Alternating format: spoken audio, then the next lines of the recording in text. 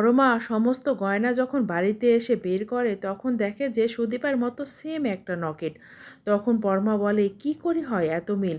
এটা তো আমি সুদীপার গলাও দেখছিলাম, সেম একই নকেট। বলে সমস্ত গয়না নিয়ে যায়।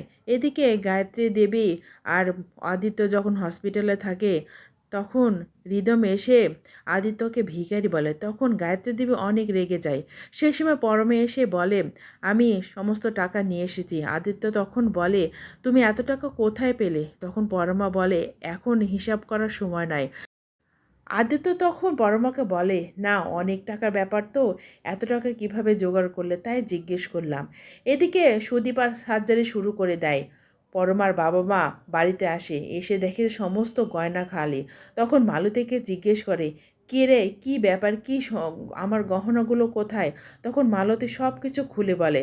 তখন পরমার মা পরমাকে ফোন করে তখন জিজ্ঞেস করে, তুই সমস্ত গয়না কেন নিয়ে গেছিস? পরমা তখন বলে, মা সুদীপার সার্জারি হচ্ছে, তুমি এখন ফোনটা রাখো।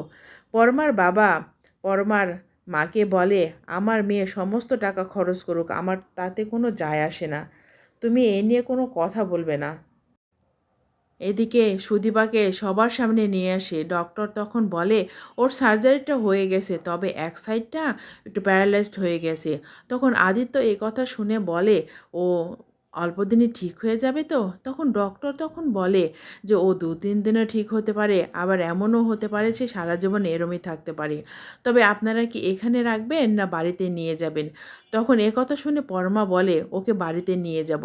তখন সবাই মিলে সুদীপাকে বাড়িতে নিয়ে আসে। অগ্র তখন বলে, তোমরা বয়স হয়ে গেছে, ও সুদীপাকে দেখাশোনা করতে পারবে তো? তখন পরমা বলে, আমি দেখাশোনা করব। সেই মুহূর্তে পরমার বাবা মা বাসায় আসে। সেই সময় পরমার বাবা মা পরমার বাড়িতে আসে আর কথাটা শুনে ফেলে। তখন পরমার মা বলে, তুই কি এখন এর দেখাশোনা করবি? তুই কি এখন এর সেবা করবি? তখন পরমা কথা শুনে বলে, মা তোমার যদি কোনো অসুবিধা হয় আমি তোমাদেরও দেখাশোনা করব। তুমি কথা কেন বলছো মা?